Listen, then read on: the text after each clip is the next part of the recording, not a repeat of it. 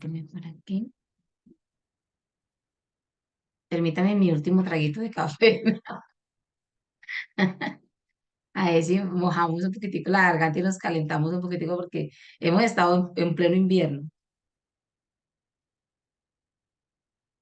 Pero qué bendición tan grande, muchachas, que podemos tomarnos un café caliente. Eso es una gran bendición, definitivamente. Ya de por ahí arrancamos.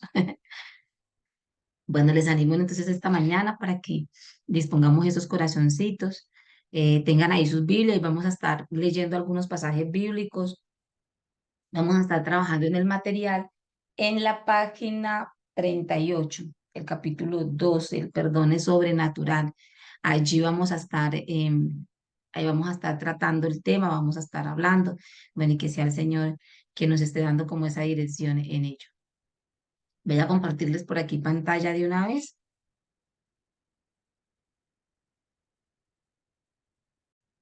Esto es, para que hoy vamos a estar con el tema acerca del, seguimos con los temas acerca del perdón. Y aquí está. Listo. Eh, Vamos a iniciar leyendo el versículo que en esta mañana podamos recordar, podamos evaluar, y es el versículo que está en Efesios capítulo 1 versículo 7 que dice en él, y nos está hablando de la persona del Señor Jesucristo, y dice que en él la redención, dice, ¿qué tenemos en él? Tenemos la redención mediante su sangre, el perdón de nuestros pecados conforme a las riquezas de la gracia. Y que ese perdón lo tenemos en nuestro Señor y Salvador Jesucristo. En el tema que estamos viendo del libro, que nos tocó para esta semana, habla sobre que el perdón es sobrenatural. Y en la lectura que está allí, en este capítulo, nos habla de que el perdón es algo que solo se puede hacer o lograr a través de la gracia. Y hoy, ahorita más tarde vamos a estar viendo, más adelantico vamos a estar viendo por qué es sobrenatural. Pero, pero uno de los puntos del por qué es sobrenatural dice, solo por gracia, por el poder del Espíritu podemos perdonar verdaderamente. Quiere decir que solo el Espíritu Santo nos puede ayudar a que ese perdón sea verdadero. Nosotros podemos fingir perdonar, podemos aún hasta autoengañarnos y decir que hemos perdonado, pero aprendemos que solo el Espíritu Santo puede hacer de ese perdón algo que es real y verdadero y que sea genuino en nuestros corazones y se evidencia en nuestros corazones ese perdón. También tocaba otro punto que es donde nos vamos a enfocar en esta mañana y dice el perdón mediante un acto de fe, voluntad y obediencia. Estos aspectos de la fe, la voluntad y la obediencia son aspectos invisibles de nuestra vida, quiere decir, no son palpables, son cosas invisibles, no lo podemos ver, pero Dios no solamente lo puede ver, sino que el Señor tiene el alcance de aún llegar hasta allí. Dios tiene el alcance de llegar a esos aspectos de nuestra vida como la fe, la voluntad y la obediencia. Por ello, solo el Espíritu Santo tiene poder para transformar. Solo Él, solo lo espiritual puede acercarse aquí a lo espiritual en nosotras. Y qué bendición tan grande que el Señor nos haya dejado al Consolador, nos haya dejado a nuestro compañero, nuestro Paracleto, que es el Espíritu Santo, que es el que está con nosotros todo el tiempo y que en Él está la capacidad de transformar nuestras vidas en esas áreas espirituales o en esas áreas invisibles a nuestro ojo, pero que están en nuestra vida. En el material encontramos esa pequeña eh, partecita. Dice una parte del primer párrafo del libro, dice, podemos dar el perdón. No es natural, es sobrenatural. Solo por la gracia de Dios y el poder de ese espíritu podemos verdaderamente perdonar. Perdonamos mediante la fe. O sea que eso es un medio, la fe. También perdonamos mediante el acto de voluntad y de obediencia a Dios. Entonces, hoy quisiera enfocarnos en esas tres cositas, en esos tres medios, de manera que son invisibles, pero que son tres medios importantes para que se involucran, que son medios para perdonar, que están involucrados a la hora de un perdón. Eso es una bendición muy grande. Y yo me preguntaba, Señor, todo lo que pasa en nuestra vida, en nuestro ámbito espiritual, en este acto de perdonar. O sea, todo lo que eso, yo creo que desde que iniciamos nos hemos quedado sorprendidos de todo lo que involucra el perdón. Jamás me imaginé que algo como el perdón fuera tan importante en la vida de un creyente. Y creo que entre más, de alguna manera, más lo leo y lo estudio, me sorprendo de ver la importancia para alguien, lo que es el perdón, lo que causa el perdón en la vida de una persona. Hoy nos vamos a concentrar en esos tres aspectos. Perdonamos mediante la fe como un acto de voluntad y de obediencia a Dios. Entonces empecemos por el primero que se involucra en el acto del perdón y es la fe. Y yo creo que por la gracia del Señor quedó escrito en su palabra qué es la fe. Y lo encontramos en Hebreo capítulo 11 versículo 1. La palabra del Señor dice, ahora bien, la fe es la garantía de lo que se espera, la certeza de lo que no se ve. La fe toma como presente el futuro. Desde ya está viviendo algo que, que lo espera, que espera aquello. Quiere decir que está allá adelante, pero desde ya lo está viviendo. Desde ya lo está experimentando el futuro. Por eso la palabra de Dios dice que un hijo de Dios desde ya está experimentando la eternidad y sabe que esa eternidad está allá al frente, que va a llegar, pero desde ya la está viviendo. Y eso lo hace la fe, la fe. La fe descansa en el carácter de Dios. Es la plena confianza en el carácter de nuestro Señor. Por eso la fe siempre encierra la fe en Dios. Y yo creo que eso vamos a estar viendo en los tres aspectos, tanto en la fe, la voluntad y la obediencia. Es en Dios. Ahora, los seres humanos podemos llegar a tener fe en otros aspectos de nuestra vida, ¿cierto? Entonces, la fe se puede manifestar en otros aspectos, pero la fe que cambia, la fe que transforma, la fe que lleva fruto es la fe en Dios. Hoy en día se enseña mucho la fe en sí mismo. ¿Se ha escuchado? Crea en usted mismo, crea en sus talentos, crea en sus fortalezas. Si usted no cree en usted mismo, ¿quién va a creer? Cosas como esas, hablan del positivismo y todo esto, y todo lo que te enseñan es, tenga fe, pero lo que no vemos es que la Biblia dice que debemos de tener fe es en Dios, en el carácter de Dios, en conocer a Dios y descansar en lo que Él es. La fe invisible conlleva acciones visibles. Entonces, en la fe, usted está tan seguro de lo que espera que usted ya lo vive. Eso es lo que hace la fe.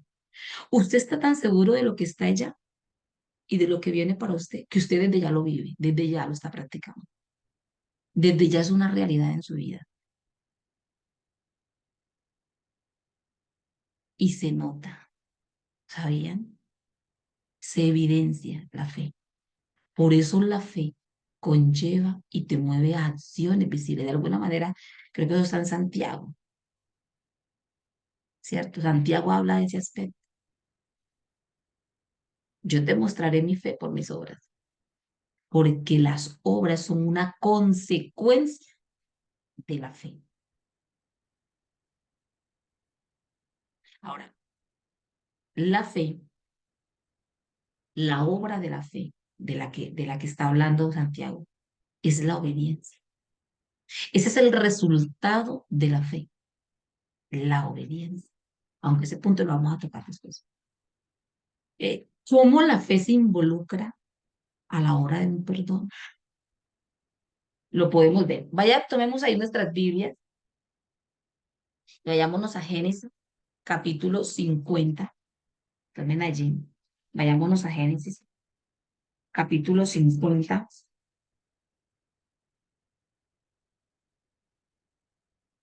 A ver, ¿y por qué? Ok. Aquí estamos hablando casi en el último capítulo de Génesis. ¿Se acuerdan cuando ya Jacob muere y entonces se queda José con los hermanos? Entierran a Jacob y ahora los hermanos tienen un gran temor de que José tome represalias, de que José todavía siga resentido, de que José ahora sí va a cobrar venganza por lo que ellos le hicieron. Entonces es allí donde encontramos ahora el versículo 19 de este, y dice, voy a leerlo, déjenme si lo puedo leer para que podamos entender un poquitico, bueno, voy a leerlo desde el 15 si quieren, para que podamos leer un poquitico el contexto de este versículo, dice la palabra del Señor. Viendo los hermanos de José que su padre, o sea, Jacob, era muerto, dijeron, quizás nos aborrecerá José y nos dará el pago de todo el mal que le hicimos. Y enviaron a decir a José, tu padre mandó antes de su muerte diciendo, así diréis a José, te ruego que perdones ahora la maldad de tus hermanos y su pecado, porque maltrataron. Por tanto, ahora te rogamos, dicen ellos, que perdones la maldad de los siervos del Dios de tu padre. Y José lloró mientras hablaba. Vinieron también sus hermanos y se postraron delante de él y le dijeron, henos aquí, por siervos, en otra versión está, henos aquí, por esclavos tuyos. Y miren la respuesta de este hombre, dice. Y les respondió José, no temáis, ¿acaso estoy yo en lugar de Dios? ¿Acaso estoy yo en reemplazo de Dios? Vosotros pensáis mal contra mí, mas Dios lo encaminó a bien. ¿En dónde tenía José puesta su fe? En su propio carácter. ¿Dónde tenía puesta su fe? En sus títulos como gobernador de Egipto. Nosotros podemos evidenciar que José tenía su fe puesta en Dios, en Dios.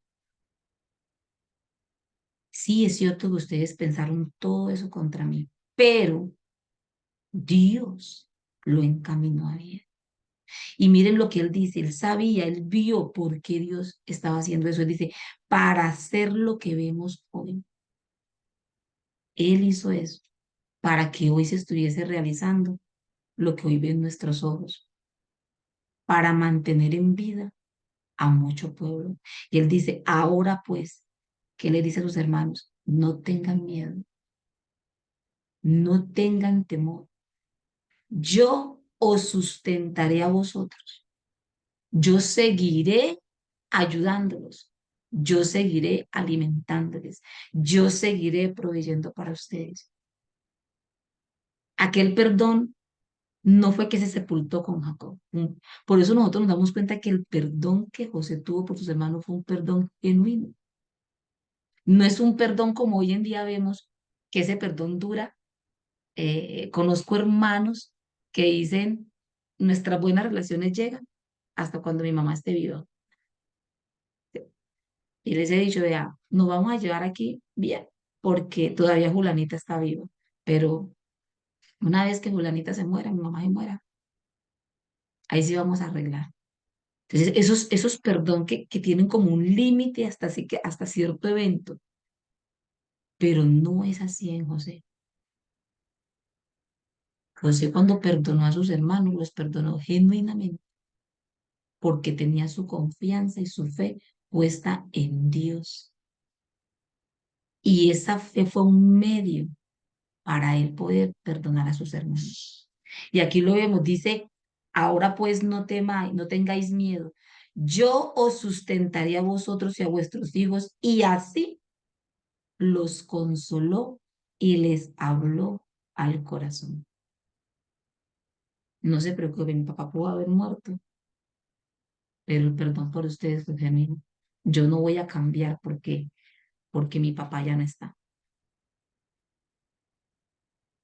Eso se habla carácter, ¿no? Yo que soy evidencia carácter, la autenticidad del carácter. Y esa fe es notoria, esa fe es evidente. Así que la fe se involucra como un medio para el perdón.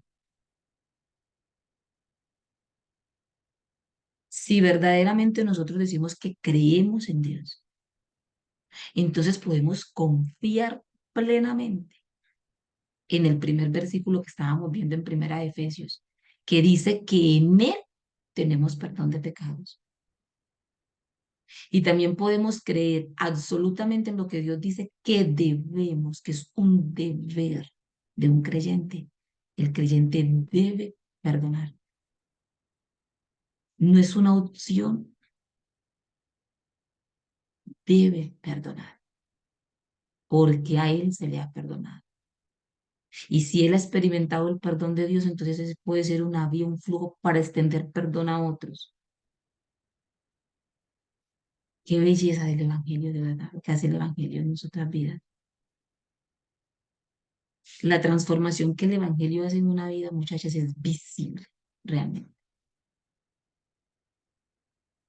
Cuando la persona dice que ha conocido a Jesús, que Jesús mora en su vida, que es creyente, pero no hay una transformación.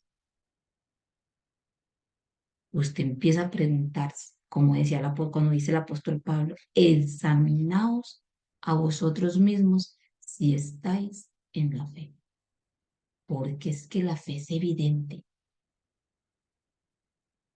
Eso se debe notar en la vida y en el carácter de una persona creyente. Algo tiene que estar siendo transformado, porque el Espíritu Santo que ahora mora por esa fe en el corazón de la persona, el Espíritu Santo transforma. Lo que me encantó de todo este que estamos viendo es para hoy, es que nosotros no estamos solos en el camino del perdón.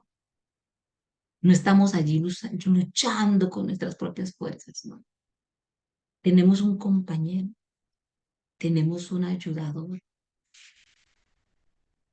el Espíritu Santo. Qué bendición tan grande que aún hasta en ello tenemos ayuda de parte de Dios, que nos dejó su Santo Espíritu para que todo eso sea evidente, el perdón sea evidente en nuestras vidas. Otro aspecto que vemos hacia ese camino del perdón, que es algo que es sobrenatural, que es invisible, la voluntad. Es algo que no se puede palpar, pero que está allí, ¿cierto? El viernes pasado hablábamos de la conciencia, cómo está involucrada la conciencia también en el perdón. También la conciencia es algo invisible, no lo vemos, pero allí está. Romanos 12:2 dice, y no os conforméis a este siglo. No es reformaos, en otra versión dice transformaos por medio de la renovación de vuestro entendimiento, para que experimentéis cuál sea la buena voluntad de Dios, agradable y perfecta. ¿Sabían que Dios tiene voluntad? Y que cuando Dios nos hizo, nos dio voluntad también. Qué maravilloso, ¿cierto? El detalle no es que tengamos voluntad, el detalle es que nuestra voluntad debe someterse a otra voluntad.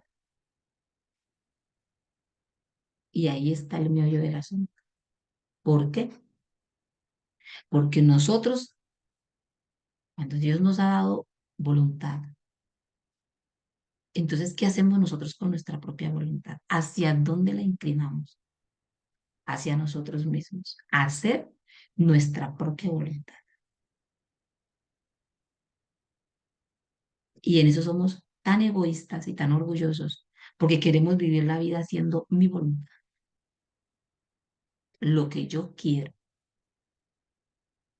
Y por eso usted encuentra a los jóvenes que a veces lo dicen, pero como que no percatan lo que están diciendo. Es que esta es mi vida y yo hago con ella lo que yo quiero.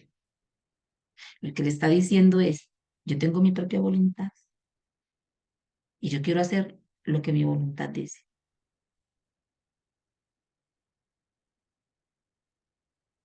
Y así somos, así somos.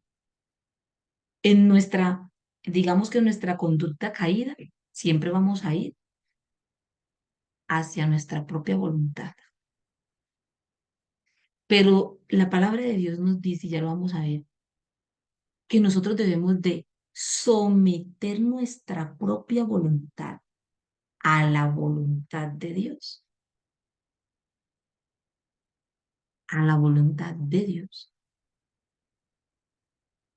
Entonces, mi voluntad se ajusta a la voluntad de Dios. La palabra de Dios dice que el que hace la voluntad de Dios permanece para siempre. Ahora, somos imagen de Dios por creación, ¿cierto? Imagen de Dios nos creó a su imagen y semejanza. Eso está en Génesis, capítulo 1 y 2. Somos hechos a imagen de Dios. En esa alma, en eso que Dios nos hizo, nos dio aspectos en nuestra vida que si bien son invisibles, allí están. Si bien no se pueden palpar, están en nuestra vida. Y eso es el intelecto, las emociones y la voluntad. En el intelecto es aquello que hablábamos quizás un poco la semana pasada acerca de la conciencia, ¿no? Esa capacidad, la capacidad que tiene el ser humano para distinguir entre el bien y el mal.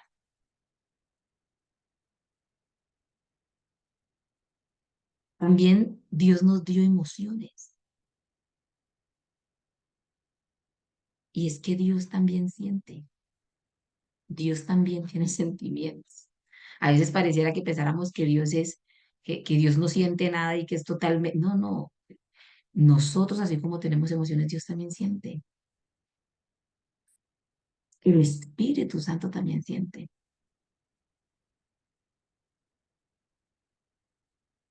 Entonces está bien tener sentimientos. Dios nos hizo de esa manera. Qué bonito que podemos sentir, pero también nos dio voluntad.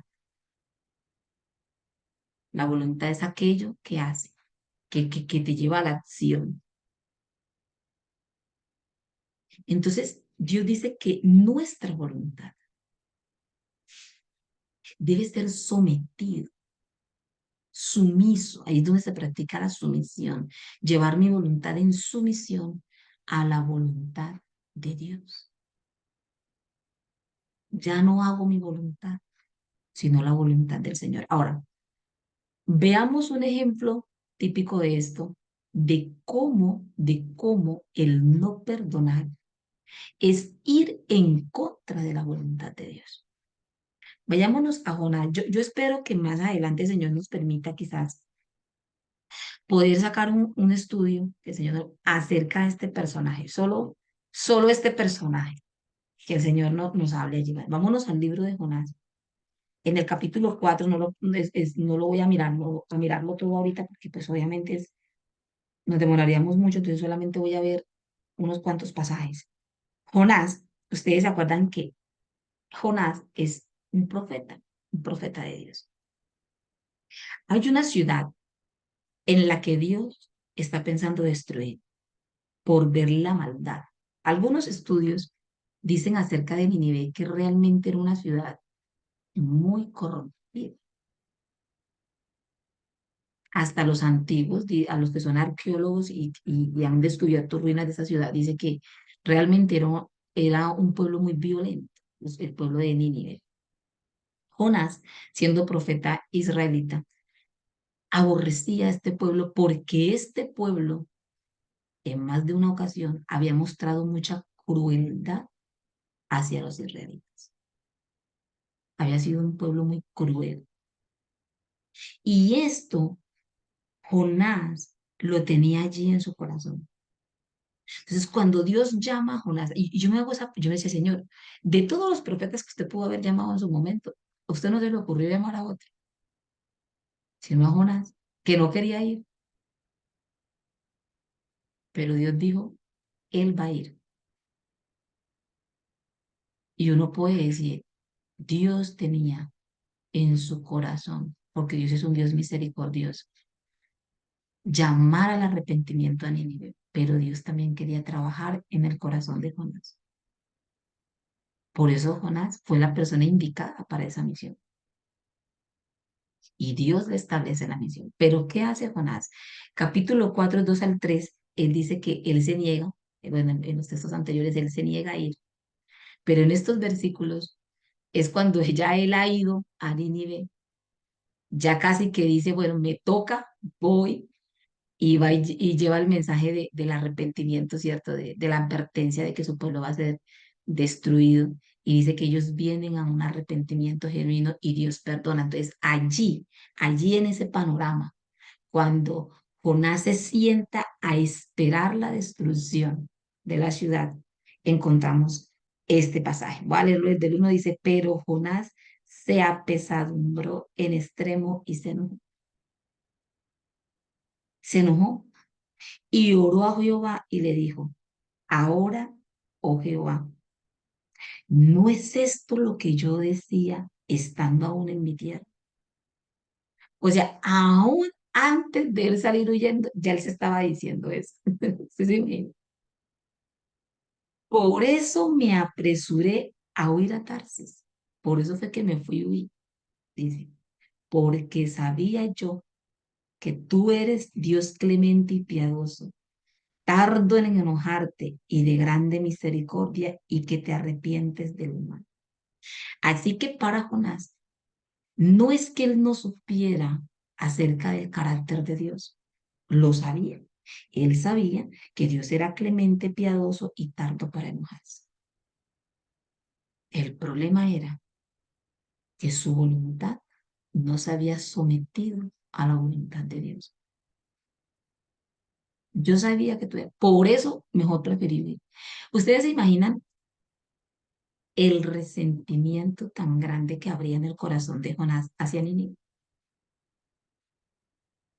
que él va, le lleva el mensaje, pero luego se sienta y espera. Y yo me imagino que por dentro deseaba con todas sus fuerzas que Dios destruyera esa ciudad. Y cuando ve que Dios no lo hace, que Dios se arrepiente y no hace juicio contra contra los de Nínive, él se enoja en extremo, porque él quería que venganza, o lo que nosotros eh, digamos que lo tomamos como justicia. Nosotros decíamos justicia. No, no, no es que yo quiera venganza, es que yo quiero justicia. Viene siendo lo mismo. Y él se enoja en extremo. Él no quería, por eso no quería ir, porque él sabía que Dios es un Dios clemente y piadoso. Y él dijo, no voy a ir porque no quiero que Dios va a perdonar a estas personas. Y por eso cuando no pasa, entonces él le dice, ¿te da cuenta, Señor? Por eso fue que huí. Por eso era que yo no quería llevar ese mensaje. Porque yo sabía que usted es clemente y piadoso y tardo en enojarte y que eres grande en misericordia y te arrepientes del mal.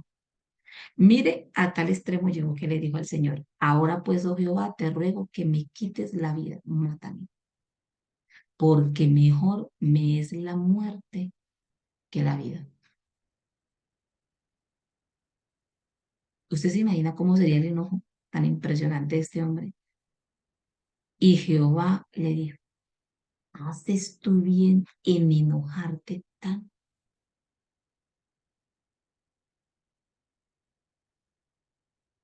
El resentimiento trae enojo al corazón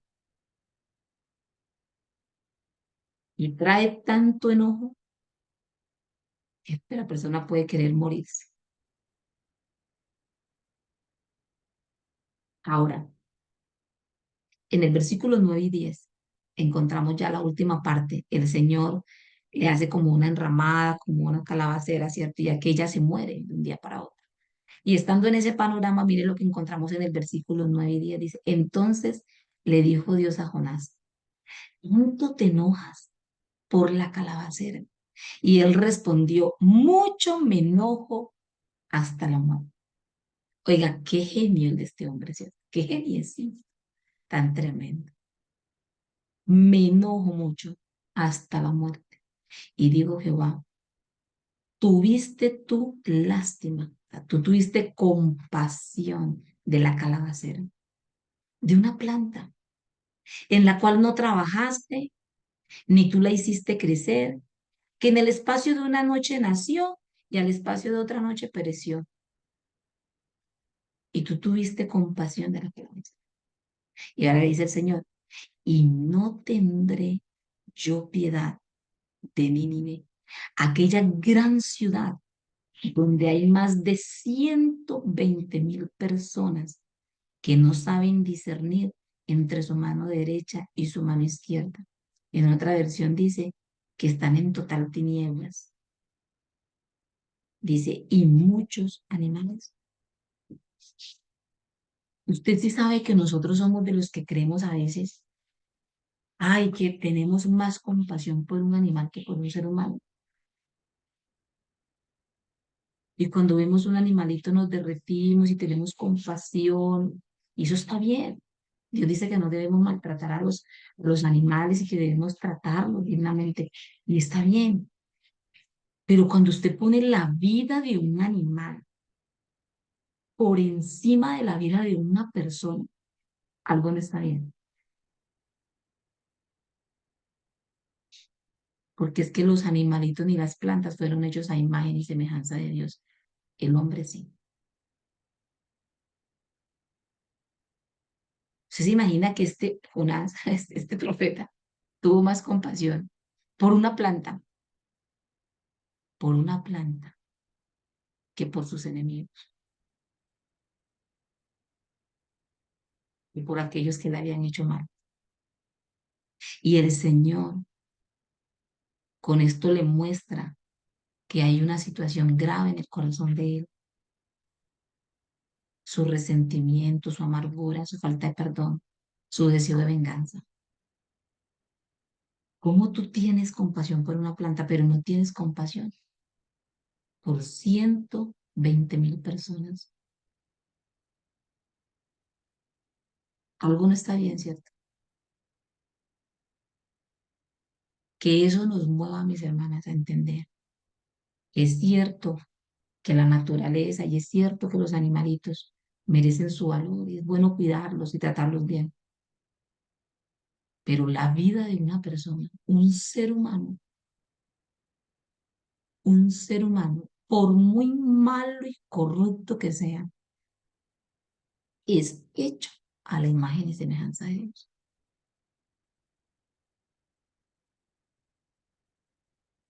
Es hecho a la imagen de Dios.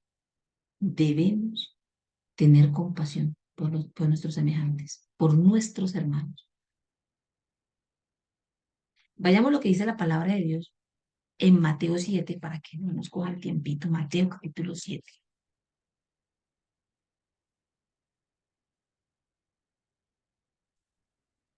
7:21. El Señor dice en su palabra. Nuestro Señor Jesucristo dijo, no todo el que me dice, Señor, Señor, entrará en el reino de los cielos. Esa palabra, Señor, Señor, mi amo, mi dueño. Eso es lo que significa la palabra, Él es mi Señor.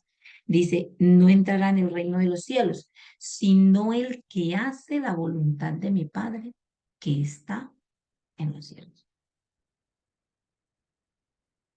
El que hace la voluntad de mi Padre que está en el cielo. Porque el someter nuestra voluntad a la voluntad de Dios, eso es una evidencia. Eso es una extraordinaria evidencia de que usted es un hijo de Dios. Juan capítulo 6 38. Veamos ayer los evangelios. En Juan capítulo 6 versículo 38. Dice la palabra del Señor. Palabras del Señor Jesucristo. Él dijo, porque he descendido del cielo. O sea, yo he venido al mundo. No para hacer mi voluntad, dice él, ¿cierto? No para hacer mi voluntad, sino la voluntad del que me envió. Y yo, el Señor Jesucristo, el Hijo de Dios, el amado, el Rey de Reyes y el Señor de Señores. Él mismo dice, oigan, y yo, dice el Señor, yo no vine aquí a hacer mi voluntad.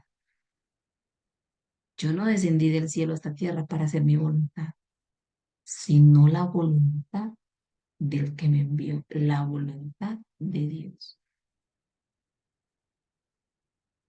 Veámoslos en otros evangelios. Hoy les coloqué 4 evangelios diferentes. Marcos, capítulo 3 versículo 35.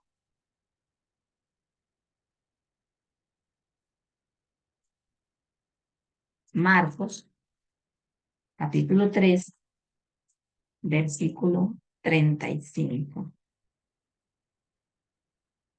Porque todo aquel que hace la voluntad de Dios, ese es mi hermano, mi hermana y mi madre. Esa es mi familia, dice el Señor Jesucristo. Esos son los que son míos, los que pertenecen a la familia de Dios, los que son mi familia, los que hacen la voluntad de Dios.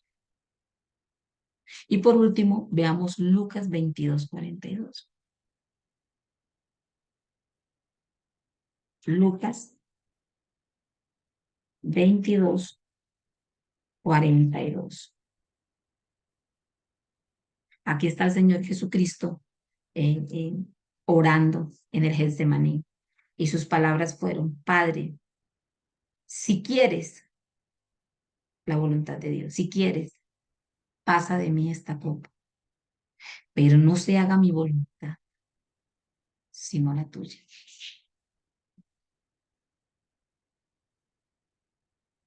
Y si el Señor Jesucristo rindió su voluntad a la voluntad de Dios, ¿cuánto más usted y yo debemos de someter nuestra propia voluntad a la voluntad de Dios? El último aspecto es la obediencia,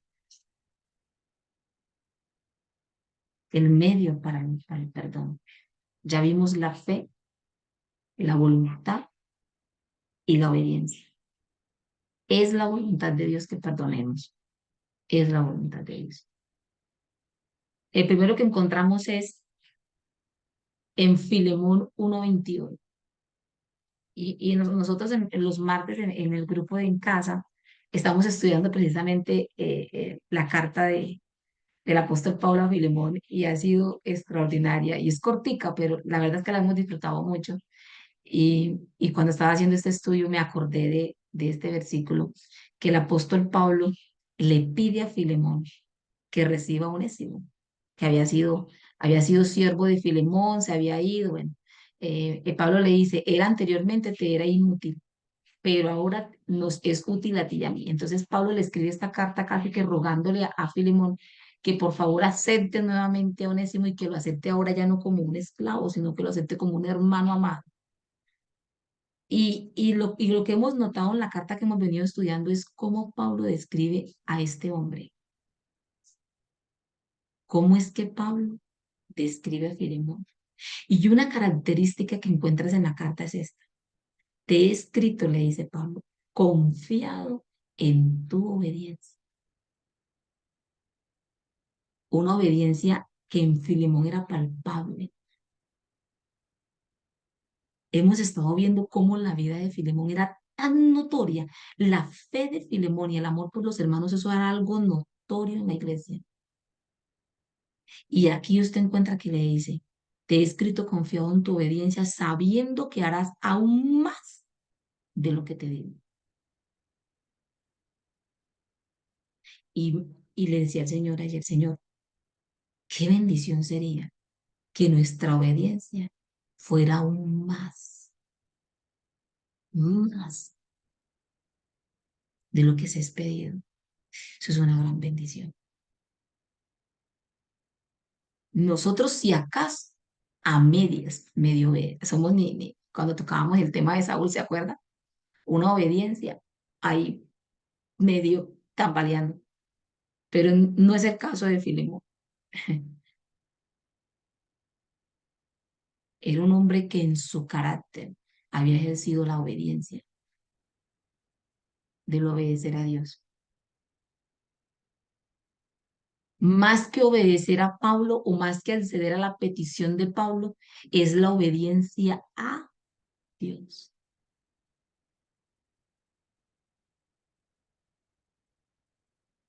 Luego también encontramos en 2 Corintios capítulo 10 versículo 5 que dice, derribando argumentos y toda altivez que se levanta contra el conocimiento de Dios y llevando cautivo todo pensamiento ¿a qué? A la obediencia a Cristo, a la obediencia a nuestro gran Dios y Salvador Jesucristo. Ahora vayamos a algunos pasajes bíblicos, vayámonos al libro de Hebreos para que miremos un poco acerca de este texto. Hebreos capítulo 5 versículo 8. Voy a leerlo, a ver, porque a veces me gusta leer un poquitico el contexto desde el 7. Dice, y Cristo, en los días de su carne, ofreciendo ruegos y súplicas con gran clamor y lágrimas, ¿a quién? Al que le podía librar de la muerte. ¿Se acuerda que ahorita lo estábamos viendo en Lucas? Dice, al que le podía librar de la muerte, fue oído a causa de su temor reverente. Y aunque era hijo, por lo que padeció, aprendió la obediencia. ¿Cuánto más nosotros? ¿Cuánto más tú y yo debemos de practicar la constante obediencia a nuestro Dios? Si el Señor Jesucristo aprendió obediencia, ¿cuánto más tú y yo? ¿Qué nos enseña a nosotros de ser obediente? Y dice la palabra de Dios, y habiendo sido perfeccionado, vino a ser el autor de eterna salvación para todos los que le obedecen. Para todos los que le obedecen. Otra característica del creyente, la obediencia.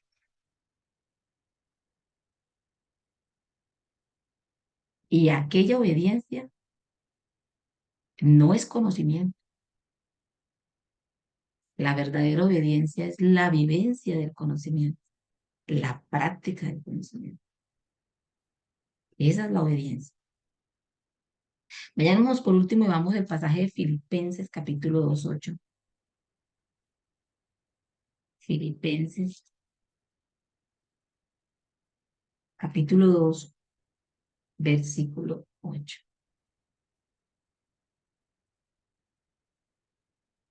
Dice la palabra de Dios, voy a leerlo, quizás también desde el versículo anterior, desde el 7, dice, sino que se despojó a sí mismo, tomando forma de siervo, hecho semejante a los hombres. Imagínense el Señor Jesucristo bajar a la condición de hombre, de carne, y estando en la condición de hombre, como tú y como yo, dice que se humilló a sí mismo, haciéndose obediente hasta la muerte y muerte de cruz.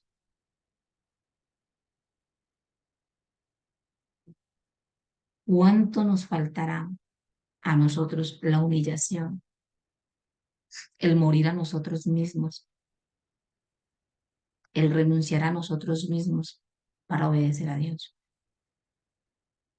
Porque aquí dice que la palabra dice que él se humilló a sí mismo, haciéndose obediente hasta la muerte. ¿Obediente hasta cuándo? Por una temporada, por unos meses.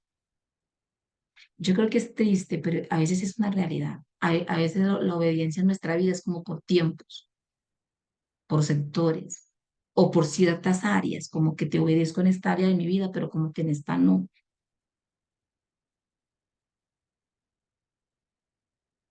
por circunstancias. Pareciera que todo fuera como una condición para la obediencia.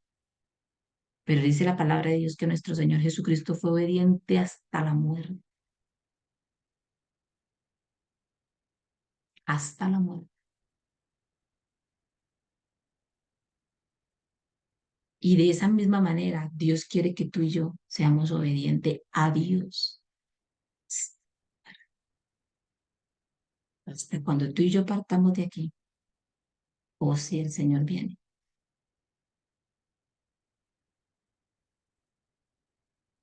Esa es una oración muy buena para ti, para mí. Orarle al Señor y decirle, Señor, ayúdeme, perfeccione mi corazón a la obediencia. Una persona que fue conocida por la obediencia, aparte de Filemón, fue David. Que las personas siempre se acuerdan de un texto que dice que David tenía el corazón conforme al corazón de Dios. Y entonces se agrega un poco de que David era conforme al corazón de Dios porque era un adorador, ¿cierto? O que David tenía el corazón conforme al corazón de Dios, porque era muy espiritual, porque era un hombre temeroso, porque era un hombre que hacía, que mejor, por una cantidad de cosas. Pero no, y es más, la Biblia lo deja tan textual. David tenía el corazón de Dios porque David era obediente. Y el Señor dice, mi siervo hará lo que yo le diga. Él hará lo que yo le diga. Por eso tenía el corazón conforme al corazón de Dios. Porque él sí ajustaba su vida y su obediencia a Dios. En esa obediencia, si nosotros decimos que obedecemos a Dios y esa obediencia es a nuestro Señor, entonces Dios nos manda a perdonar.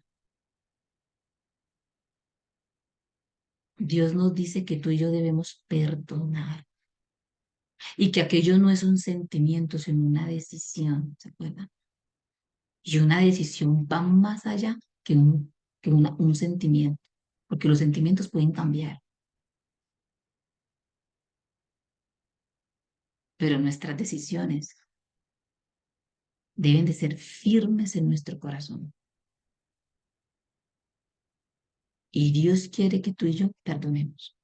Entonces, cuando no trabajamos en el área del perdón, no estamos fallando en la fe, estamos fallando en la voluntad, estamos fallando en la obediencia.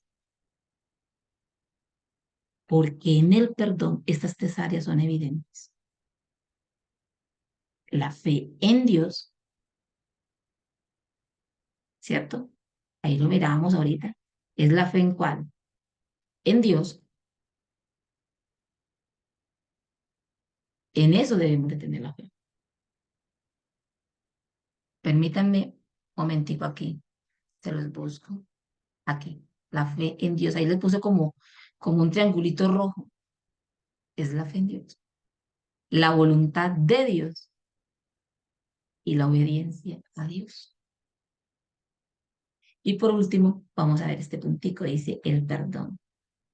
Y eso lo encontramos ahorita en el libro. Dice, a algunos les lleva un poco de tiempo, a otros les lleva más tiempo, algunos necesitan una más oración, ¿cierto? Como más orar por ello, otros necesitan también asesoramiento, o puede que usted necesite todo, pero lo que no debe de hacerse es pasar por alto el perdón. Eso sí es lo que no debemos hacer si se quiere ser libre. El acto de la fe, la voluntad y la obediencia te llevan hacia la libertad del perdón. Y esa libertad del perdón hace libre a quien perdona. No es que el perdón haga libre al ofensor, porque él también debería de experimentar el perdón cuando venga también al Señor. Pero el que perdona es el que es libre, libre de las cadenas del dolor, de las cadenas de la amargura, del resentimiento, del deseo de venganza. Es libre, puede experimentar la gracia y el amor de Dios. Vea, si hay algo que a mí me ha impactado de todo esto del perdón ha sido eso. Yo decía, Dios mío, es muy triste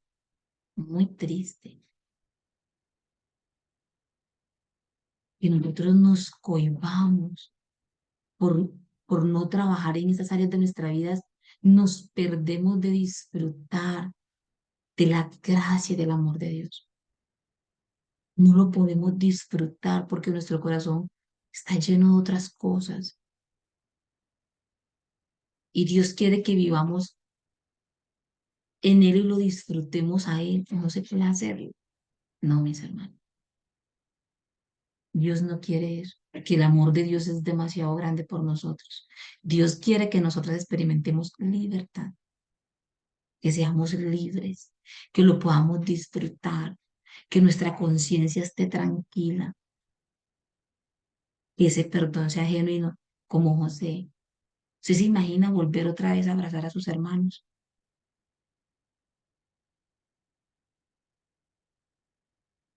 ¿Qué tal José con eso guardado toda la vida ahí? Ellos me vendieron, ellos me hicieron esto, me trataron como un esclavo, por ellos arruinaron mi vida. Y de verdad la Biblia dice que lo que ellos hicieron con José fue algo muy cruel. Ellos fueron crueles con su propio hermano. Pero José, por su fe en Dios, por Dios, por lo que Dios era para él, dice, no, yo digo, y mira, él ni siquiera ve lo que los hermanos están diciendo, no, esperen, no, es lo que Dios estaba haciendo. Es que Dios hizo eso y permitió aquello. Pero miren, lo que ustedes pensaron mal, Dios lo volvió para bien, para que hoy pudiéramos ver lo que hoy vemos. El corazón de José estaba palpante, observando y viendo lo que Dios estaba haciendo. Que el Señor nos ayude a que nosotros también podamos, así de esa misma manera, ser conscientes de lo que Dios está haciendo en nuestras vidas. Ser conscientes de ver, observar y ver el mover de Dios en nuestra vida. En el libro de sus materiales, ella dice, lee como los testimonios de algunas mujeres que le están hablando acerca de cómo han abrazado el perdón. Ella dice, otra me escribió, en mis peticiones de oración había pedido que oraran por mi problema de espalda. Después de haber tomado la decisión de perdonar a mi madre y a mi hermana, noté que el dolor de espalda desaparecería. Había padecido este dolor durante varios meses. Creo que mi corazón, así como mi cuerpo, sanaron después de haberme decidido a dar el paso hacia el perdón. No te prometo que tus dolores desaparezcan cuando tomes la decisión de perdonar. Sin embargo, creo que nos ahorraríamos mucho dinero en médicos, consejeros, terapeutas y libros de autoayuda si nos decidiéramos que sea para nosotros es una evidencia en esta mañana. Entonces, voy a animarla para que oremos y luego para que vayamos al espacio del desarrollo del taller, si les parece. Padre Santo, Padre bueno que estás en medio de nosotros, te damos gracias en esta mañana, Señor. Cada viernes, Señor, tú realmente nos sorprendes. Realmente, Señor, uno queda sin palabras de ver lo que tú haces y lo que tú hablas a través de tu palabra. como ella es viva y eficaz, Señor, en los corazones. Yo te ruego, Señor, para que lo que hoy tú has hablado, Señor, a nuestros oídos, sea vivo y eficaz en nosotras. Como decía la hermana ahorita, que aquello, Señor, pueda dar testimonio, Señor. Que aquello, Señor, pueda dar testimonio en nuestras vidas. Que sea evidente en nuestras vidas. Que te alumbre, Señor, que alumbre la luz de Cristo, que sea notorio, Señor. Que ese perdón pueda ser auténtico en nuestros corazones. Señor, yo sé que hay heridas enormes. Yo sé, Señor, que hay mujeres que dicen, usted no sabe lo que me pasó. Usted no sabe el dolor y la herida que tengo tan grande. Pero, Señor, que nosotras como hijas tuyas podamos creer que no hay tamaño lo suficientemente grande que tu gracia no alcance. No hay herida suficientemente grande que tu amor no abrace, que tú no tengas la capacidad de curar. No hay ninguna herida en nuestro corazón, por gigantesca que nos parezca, por infectada que esté, que tu amor y tu gracia y el poder de tu espíritu no tengan el alcance de trabajar allí. Eso es lo grandioso de tu poder y de tu amor, Señor. Que tú tienes el alcance de llegar a las partes más profundas de nuestro corazón, a las áreas que nadie ve y que nadie conoce, pero que tú tienes el alcance de llegar hasta allí. Señor, y te damos gracias, porque entonces vemos, Señor, que tú haces una obra genuina en nuestros corazones. Gracias, Señor, yo te ruego y te suplico en esta mañana que hagas una obra sobrenatural en los corazones de cada una de nosotras, en las diferentes áreas. Señor, usted sabe la necesidad de cada una de las mujeres de privilegiadas, de las que hoy están conectadas, de las que no se han conectado, de todas, Señor. Usted lo sabe todo, Señor. Rogamos para que tu Santo Espíritu sigas operando y sigas trabajando en cada vida, Señor. Te necesitamos. Te damos gracias en esta mañana, Señor, y encomendamos este tiempo que sigue delante de tu presencia con el taller, que tú seas exaltado y glorificado, Señor. Te lo pedimos en Cristo Jesús. Amén. Amén, mis queridas hermanas. Permítanme, yo dejo por aquí de compartir y volvemos nuevamente aquí a la salida. Esa es. Bueno, nuevamente voy a quitar aquí el anclaje también. Eso. Ahora sí estamos todas. Hay un trabajito que era muy corto porque apenas es una sola pregunta realmente al taller. Pero, gracias, amor. Pero sí que bueno que las hermanas que les hablé de pronto por el interno y les comenté. De alguna manera, muchachas, porque esta media horita es muy chévere para nosotras el poder disfrutar entre todas, el poder aprender entre todas. Y la que quiera aportar, opinar, después de que las hermanas respondan lo del taller, bien pueda. Este es su espacio, su espacio. Entonces, aprovechenlo, disfrútenlo y que el Señor nos anime a todas nosotras. Voy a colocar entonces a detener por aquí la grabación, ¿cierto? Ahora, sé que este punto del taller y de la media hora que tenemos ahorita de preguntas y respuestas, ¿por qué no queda grabado? ¿Por qué dejamos la grabación hasta aquí y ya lo otro es más privado? Precisamente por eso, porque ustedes aquí puedan compartir, puedan hablar, podamos conversar y que aquello tenga toda la reserva y la privacidad. ¿Listo? Es por eso. Y como estos videos quedan en YouTube, entonces que digamos que no queda como tan expuesto al público. Entonces, por eso lo hacemos.